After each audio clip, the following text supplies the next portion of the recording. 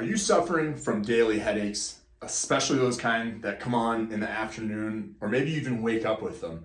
But oftentimes these headaches are associated with a little bit of neck or shoulder pain and stiffness. Well, you may be suffering or even diagnosed with cervicogenic headaches.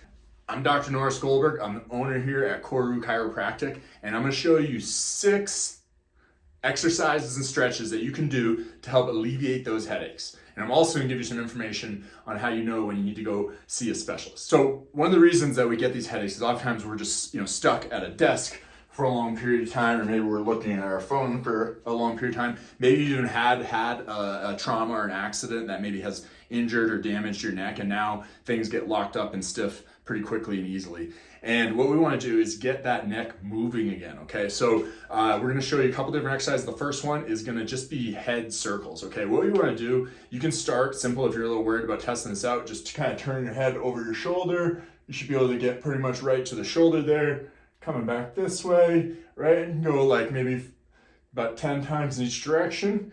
We can also just look up and down, trying to maintain good posture, right? So I'm not kind of doing a lot of shoulder rolling. I'm standing nice and straight and keeping that motion right in my neck, and then doing a little side to side bend, trying to touch your ears to your shoulders. And then the best part, if you want to add it all together, doing some rotations, both clockwise and counterclockwise. So let's just say 5 or 6 rotations in each direction.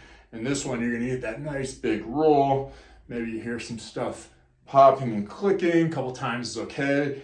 If you get a lot of popping, clicking, and crunching, it might be a sign you got a little bit of arthritis in there, maybe a little disc degeneration, and that can be helped or aided with a spinal adjustment, okay? So that can really, a lot of times when I'm working on people doing adjustment, all of a sudden, oh, I'm not getting that popping and clicking, not getting the headaches. You don't have to do the exercises as much, but of course I recommend that. And sometimes people, they can't come in to see me, they don't have access to a quality chiropractor. So if that's the case, especially do these exercises on a regular basis. So we got head circles as number 1. Number 2 is going to be an upper trap stretch. So our upper trap is this big muscle right here. A lot of people hold a lot of tension through these muscles. There's actually several layers of muscles here, but the trap is the biggest one right on top. And we also have, a mid trap and a lower trap. And they make kind of a triangle going up to our head, across to the shoulder blades, and down through our thoracic spine. And we're going to talk about the lower traps here in a minute, but first, typically the upper traps, they need to be stretched. So what you're going to do is you just put one hand behind the back. That's going to help keep that shoulder blade down. You're then just going to drop that chin and ear down. And now if you want a little bit of assistance, it's okay to do a little gentle pull. And as I go down there, good. I'm actually going to keep my chin to that opposite collarbone right there. And maybe hold that for 30 to 60 seconds. Other side, hand behind the back. Drop that chin down. Good. You can even do a little rotation of the head. Now I'm kind of pointing my chin back to the other collarbone. And you're going to be stretching some different muscles here, but you'll feel it all throughout that neck area.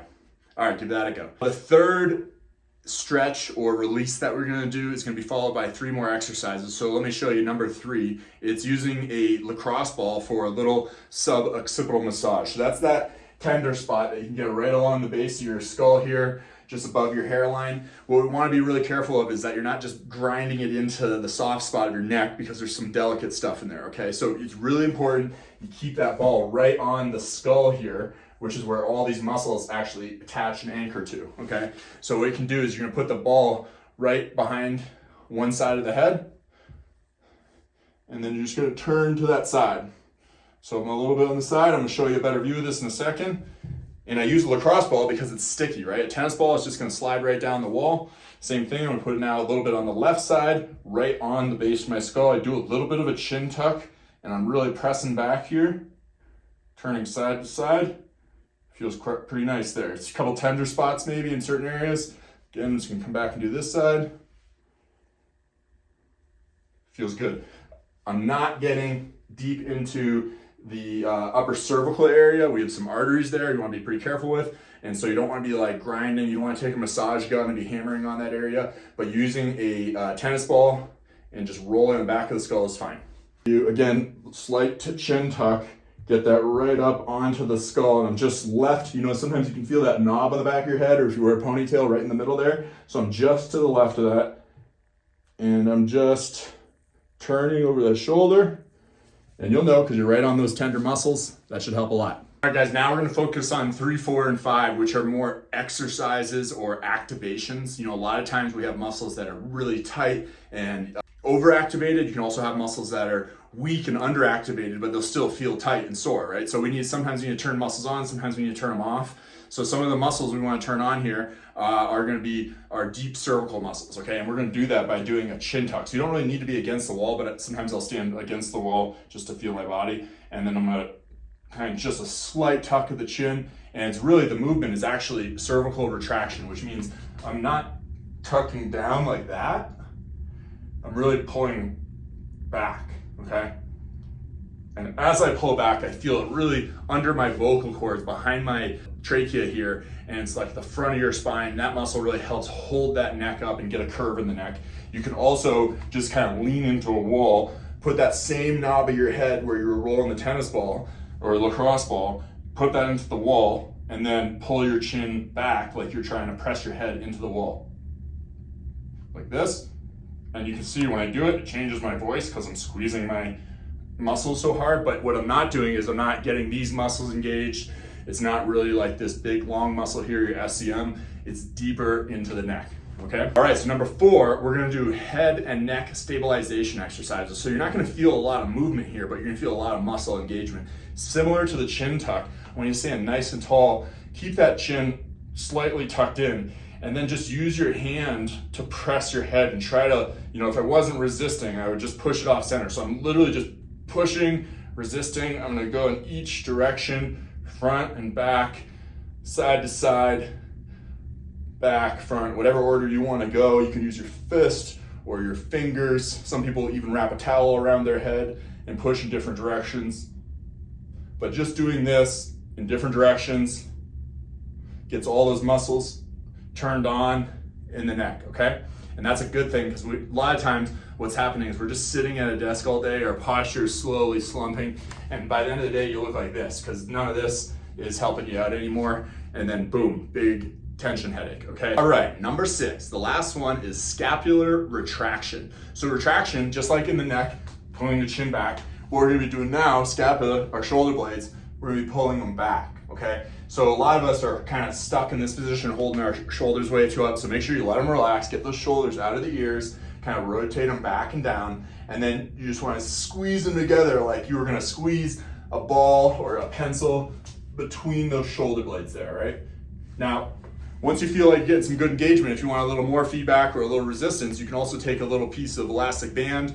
Could be, this is just a section of open band, or you can get one of those like little mini closed loop bands and just put your hands in there. Put your arms out straight. Again, I'm keeping my shoulders down, and I'm gonna pull side to side, right? So I'm getting nice movement in my arms here, keeping my shoulders out of my ears. I'm also, even though it looks like my chest is puffing a little bit, I'm not doing that. I'm not doing an extension with elevation of my chest. It just looks like it's moving because I'm pulling my shoulder blades back, right?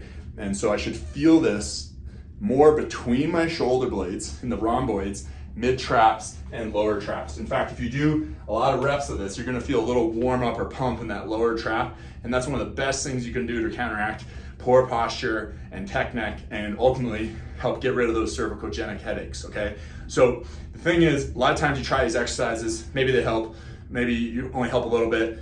A lot of times they're paired working with a professional. So whether you're seeing a physical therapist or a chiropractor, the thing that we specialize here in at Koru Chiropractic is corrective care. So we really look at the alignment of things like your neck, especially the upper neck and cervical spine, how those joints are moving, also how the structural areas are aligned, like how your head meets your neck. And if we can get things aligned in an ideal manner, that's gonna just help a lot. You're not gonna need as much of the stretches and exercises, but I'm still advocating that all the time for my patients because that's a better way to maintain. You can always come and see me, but if you wanna save yourself a few dollars, try the DIY method first.